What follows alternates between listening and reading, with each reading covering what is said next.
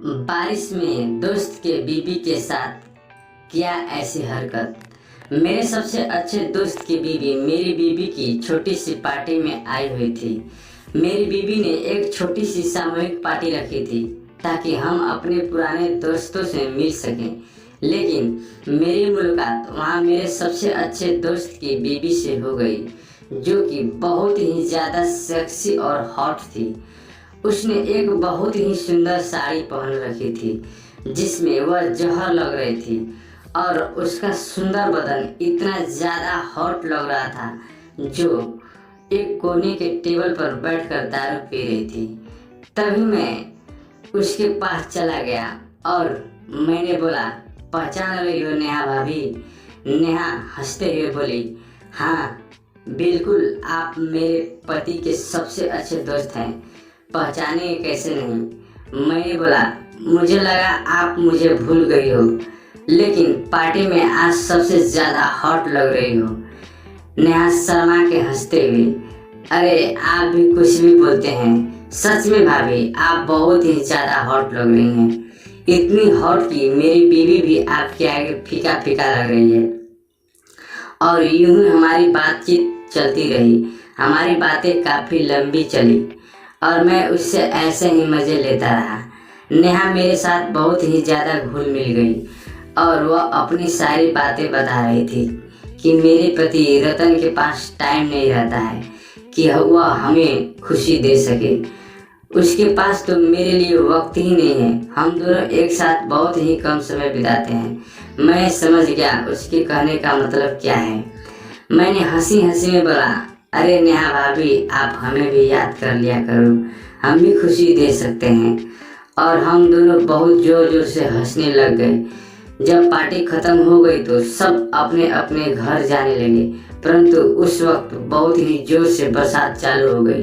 बारिश बहुत ही जोर से झमाझम हो रही थी। तो जितने लोग अपनी कार लेकर आए थे वो तो अपनी कार लेकर चले गए, परंतु नेहा भाभी अभी भी इंतजार कर रही थी कि उनका पति उन्हें लेने आएगा।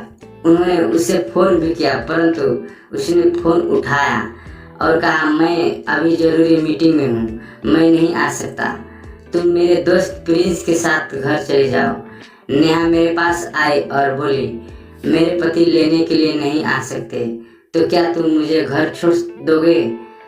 मेरे मन में तो लड्डू फूटने लगे। मैंने कहा, आज तो किस्मत मेरे ऊपर मेहरबान है।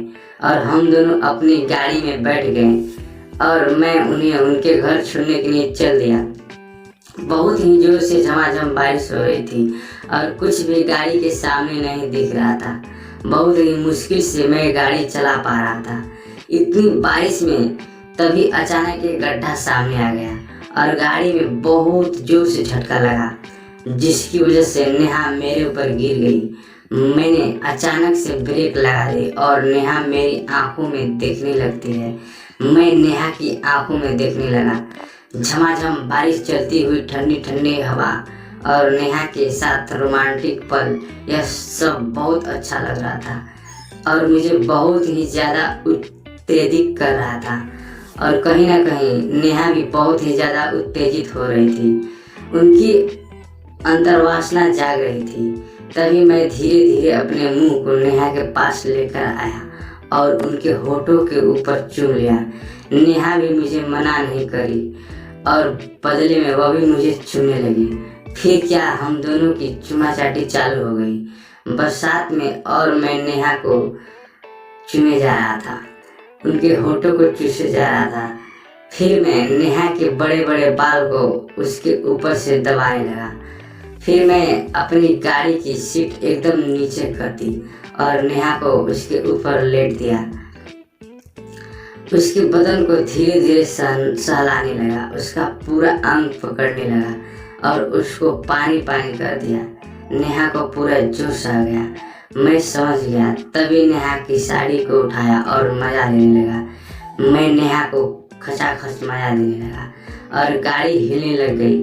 मैं मन ही मन बहुत खुश था कि भरी बरसात में दोस्त की बीवी के साथ मजा आ रहा था। और यही सोच सोच कर मैं और भी ज़्यादा जोश में हो रहा था, जिससे मैं नेहा के कंधों को पकड़कर उनको और भी मजा देने लगा। उस भरी बरसात में नेहा भी मेरे साथ मज़े में डूब गई। कभी बाल सहलाती, कभी मेरे होठ चूमती, कभी मेरे बदन को सहलाती।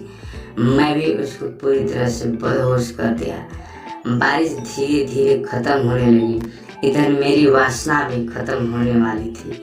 तभी नेहा बोली, प्रिंस रहने दो, बहुत मज़ा आया। इतना मज़ा आया कि कभी ज़िंदगी में नहीं आया था। तब जाकर मैं वासना खत्म किया। दोनों लोग कमसिन हो गए थे।